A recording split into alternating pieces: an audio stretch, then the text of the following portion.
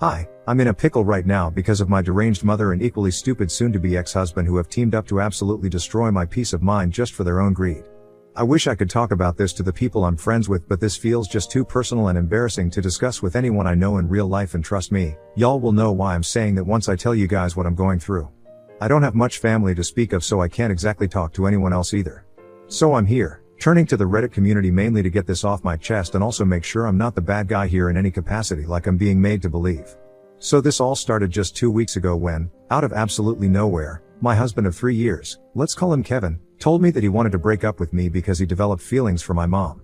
Yeah, you're reading that right, and no, I'm not joking. Believe me, I was just as taken aback as you guys probably are right now, and definitely a lot more disgusted when he confessed when he told me that he'd been having an affair with her for 3 months now. I'd never noticed because I'd been busy with work and his behavior had really never been suspicious enough for me to take note anyway. For context, my mother is just 20 years older than I am. I'm 27 right now and my mother is 47. My mother had me while she was in college, but my dad was never in the picture. He broke up with my mom the day she told him she was pregnant and even tried to get her to terminate the pregnancy, but she wanted an excuse to drop out of college back then, so she decided to have me anyway and told her mother, that she wanted to be a som. My grandparents were rich enough to let her do that, but they still weren't happy with her decision to drop out of college. They tried to get her to go back after I was born, but she refused and instead dabbled in a bunch of professions before settling on interior decoration. Not an interior designer, she doesn't design anything but just advises people on where to put their furniture and how to decorate their rooms to make it visually appealing. It's a whole rich people shindig, so she's pretty good at it. She's not a qualified professional, but since my grandpa was a well-known realtor, he'd get her jobs. My mom is the flakiest, most unreliable person I've ever known, and she's really lucky that she belonged to an affluent family because otherwise, she'd be out on the streets. I was practically raised by my grandparents because my mother never had enough time for me. She wasn't busy with work, she was busy being a social butterfly while I was a kid, and I actually used to think that my grandparents were probably my biological parents and my mom was my older sister or something. That's how I spent my childhood, and by the time I hit my teens, I had no hopes for my mother because she was still just as carefree about her life as she was in the past. My grandpa passed away while I was in 7th grade, and then on, it was just me and my gran against the world. The world, including my mother, because most of the time, she was a total pain to deal with. I mean, if you ever have to explain to your mother as a 15-year-old why it's not a good idea for her to go to Iceland with a guy she met on Tinder just 2 days ago, then you'd know what my teen years were like. She's a total idiot and has no concern for how her behavior affects other people, not even her own family. Gran had drilled the idea into my head that I was on my own after she passed on because my mother would never be of any help to me. So I worked bloody hard and made my way to the top of the company I work in right now because I didn't want to leave anything to chance. I'm the COO at my firm and I earn twice the amount Kevin does. He's the head of sales at a smaller firm, but I'd never, ever judged him for it or made him feel smaller. Part of the reason for that was the fact that I'd graduated from one of the finest business schools in the state and interned at the very company I work in right now, thanks to Gran's connections. She taught me to be humble, unlike Kevin and my mother who thought they were real big superstars over something they weren't even sure of yet. I met my husband at a common friend's birthday party about 5 years back, and we got along like a house on fire because we shared a lot of common interests. We went out for 2 years, and when he proposed, I didn't have to think twice before I said yes. He was a good man, or at least I thought he was back then. He'd always joked about how I had a hot mother, which wasn't entirely untrue. I would never call her hot because she's insane and also she's my mother, but I cannot deny that she fits the beauty standards well for her age. I mean, she's made a significant amount of money from scamming people into believing that her so-called feng shui decor worked. And a lot of that money has gone into makeup and Botox, so of course she's attractive for her age.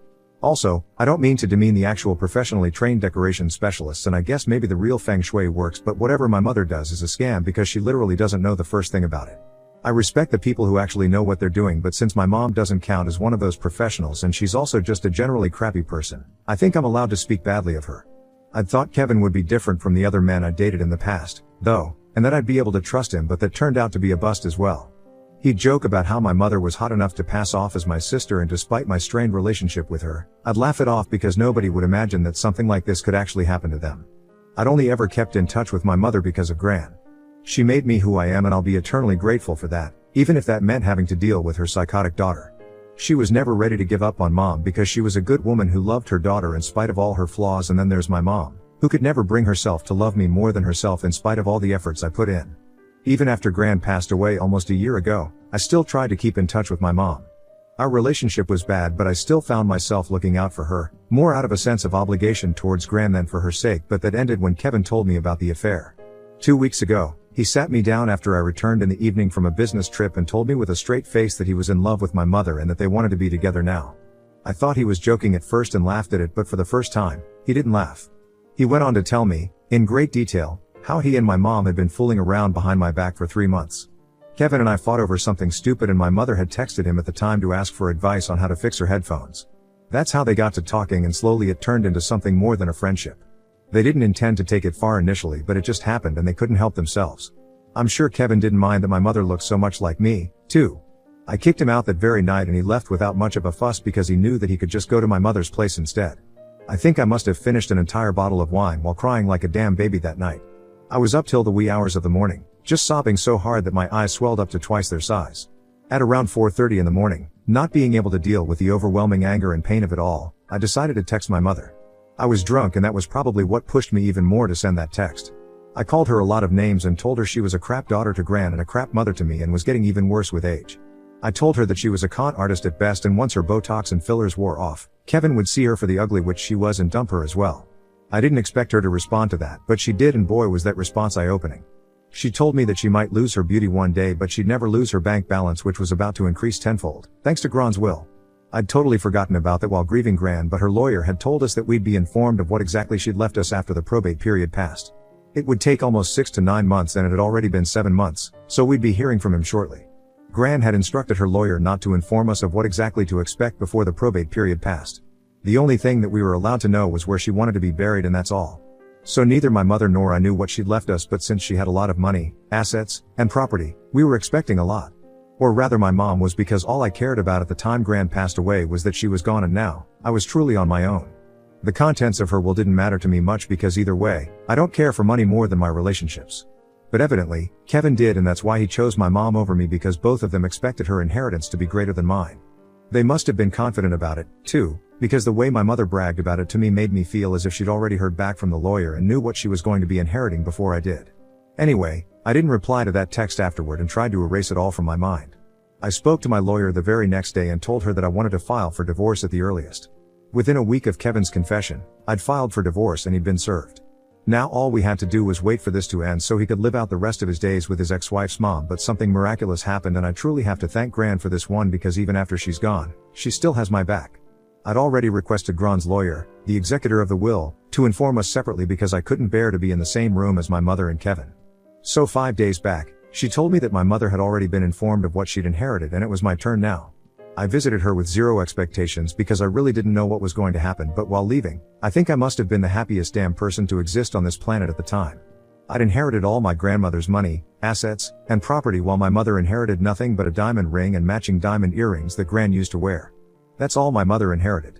Apparently, the reason Gran left everything to me was because she'd looked after my mom her entire life, but now that she was nearing 50, my mother was old enough to start looking after herself. So ironically enough, my Gran, who had always told me that I'd be on my own after she passed away, had made sure to make me independent enough not to rely on my inheritance, and the one woman who'd been counting on Gran her entire miserable life had been left with absolutely nothing. So really, she was the one who was on her own. It was karma at its wicked best, and I'd never felt as vindicated as I did in that moment. My mother had come to know just an hour before I did, but after that, I didn't know what was going to happen. I was excited because I knew that even if my mother didn't try to contact me, Kevin surely would, and that's exactly what happened. The guy could have waited it out just for the sake of putting up a show, but he had no patience and texted me the very next day, saying that he'd made a huge mistake and wanted to come back to me if I'd still have him. He said that he and my mother were never meant to be, and spending those few days with her had made him realize how good he had it with me, so now, he'd come to his senses and wanted to give our marriage a second chance. I literally laughed out loud when I read his lousy attempt at reconciliation. They probably had no idea that I knew my mother had inherited barely anything, and there was no huge inheritance to look forward to anymore. After one whole day of contemplating what to say to Kevin, I finally responded to his text with a clown emoji and then blocked him. I was also 100% sure that he must not come clean to my mom either, so for good measure, I took a screenshot of the text he'd sent me and sent it to my mother with 3 clown emojis. I turned my phone off after that because I didn't want to deal with any of the drama that was inevitably going to happen next. Instead, I chose to watch Netflix and enjoy my night without letting Kevin or my mother bother me anymore. The next morning, I got to know about the aftermath of my text. My mom's next-door neighbor's daughter is the one who told me about everything that went down. My mom still lives in the house I grew up in, FYI. My grandpa had left that house to his wife and daughter to live in, so after Gran's passing, my mother continued to live there. The neighbor's daughter and I are friends, so she was quite candid with me and told me that around 10, She started hearing a lot of yelling from my mom's place, but nobody bothered to check because their family knew what kind of person my mom was and didn't like her one bit. Then there was screaming all of a sudden, and that's what finally brought them out. My crazy mother had physically kicked Kevin out of the house, and he was lying on the pavement while my mother threw all sorts of stuff at him and screamed the most vile, disgusting things at him. Kevin had screamed because she'd grabbed a hardcover book and thrown it at him, and unfortunately it had hit him right in the forehead. When her neighbors discovered him, he'd already been hit and was trying to stop the bleeding with his hand. It was a deep gash and he'd had to get 5 stitches for it, which was pretty horrifying to hear. He also pressed charges against my mother, and while she only had to pay a huge fine because it was a misdemeanor at most, it was still scary because Kevin was actually badly hurt. She hadn't intended for him to get so hurt, and neither had she been in her senses at the time, so the cops let her off easily. It also helped that she had a really good lawyer and was friends with the DA's wife. Of course, my mother blamed me for it once she got back home and texted me a bunch of horrible things from her second number that I hadn't blocked, which I've been trying my best to ignore, but I really can't help wondering if what happened really was my fault or not. What Kevin and my mother did to me is definitely unforgivable, but now, I feel like I should have just counted my own blessings instead of trying to meddle in their lives to mess with them. What I did was out of spite and anger too, and it's not like I'm proud of it or whatever. If I'd known that this would have such insane consequences, then I never would have sent my mother that screenshot. I literally only just wanted to make them both feel bad, but I did never intend for anyone to seriously get hurt. My mother has never had any history of physical violence, not to my knowledge at least, so this wasn't something I could have ever thought of beforehand. I feel terrible about what happened, and my mother's constant attempts to victimize herself and make me look like the bad guy are making it worse. Even Kevin has been posting cryptic quotes about betrayal and stuff, which is highly ironic, but that's beside the point right now. I feel like they're making me the bad guy just to shift the blame onto someone else, but I don't know. Ida for trying to mess up my mother and soon-to-be ex-husband's relationship after my mother bragged about how she stole my man with an inheritance she doesn't even have? Update 1. Okay, so thanks you guys for being so incredibly supportive in the comments. Thank you for all your kind words. Especially the people who were appreciating Gran. Yeah, she was one of a kind, and I think I was very, very lucky to have her in my life. Truly one of the luckiest people alive to have had a magnanimous personality like Gran's as a part of my childhood. That does make up for having a mother like the one I do, lol. I don't feel guilty anymore about what happened because what I did was not that big of a deal. They ruined my marriage, so I ruined their relationship, tit for tat. My mother's the one who went ballistic and attacked the guy she allegedly loves, so I'm not gonna feel bad about that at all. She's the crazy one here, not me. And she sure as hell isn't gonna make me feel like the villain when she did everything wrong. Kevin got hurt. I do feel bad for him because a physical attack is never justified, but at the same time, he's the same guy who literally cheated on his partner of so many years with their mother. That's just gross, and I can't imagine anyone thinking they still have the right to ask their partner to forgive them and take them back after doing something like that. He was two-timing both me and my mother. I'm sorry that he got hurt, but that's also not my fault. Not my fault and not my problem either, so I've decided to block all of them on every single platform that exists. Heck, I even blocked my mother on PayPal. So you know it's serious, ha. On a serious note, though, I've also been thinking about a restraining order because my mother lost it. There's no telling what she might get up to next, and if she's annoyed at me for ruining her relationship, she might come for me next. I don't want that, but neither do I want to give up the home and career I've worked for so long and relocate just because my mother's crazy. So a restraining order is my best bet to protect myself against that psycho dinosaur now. I just hope it doesn't come to that. Update 2. It seems that I might have to file for a restraining order after all. I'd ignored my mother altogether for almost 2 weeks and was beginning to move on. Kevin had also responded to my divorce petition, and he wasn't contesting it, so it felt like things were falling back into place, and with copious amounts of therapy and self-love, I'd finally get over this nasty incident. Unfortunately, my mother decided to return to terrorize me, and yesterday, I found her waiting for me in my front yard right outside my door. I'd just come back home after a long day of work and I was in no mood. I told her to get away or I'd call the police from inside the car, but she didn't budge and instead told me that I could try whatever I wanted to, but she wasn't going to move until she had a word with me about the inheritance. I told her she could speak to me from a distance because I was curious to know what she wanted to say. So she told me very plainly that she wanted half of whatever I'd inherited because it was fair since Gran was her mother and not just my grandma. I actually laughed in her face and told her that she was the last person who should be talking about what's fair. Then I told her to get out because I wasn't giving her jack and dialed 911 in case she tried anything funny. She glared at me, then started walking towards my car, and I instinctively rolled up my windows. I did it just in time too, because as soon as she came close to the car, she gave it one swift kick in the passenger side panel and dented it. I saw the dent only after I got out of the car, which I didn't do until I'd watched her get into her own car and drive away a considerable distance.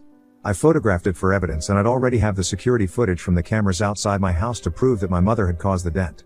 Then, I called my lawyer and told her what had happened and said that I wanted to file a restraining order against my mother as well. So now, that's happening as well. I guess my mother just doesn't like the idea of living a peaceful life and has to screw things up all the time. I did try to file a police report for it, but since she's friends with the DA's wife, the precinct head told me that his hands were tied and he couldn't help the situation. It's fine though, because at least I have the security footage and she can't change that. It shows her face and everything as well.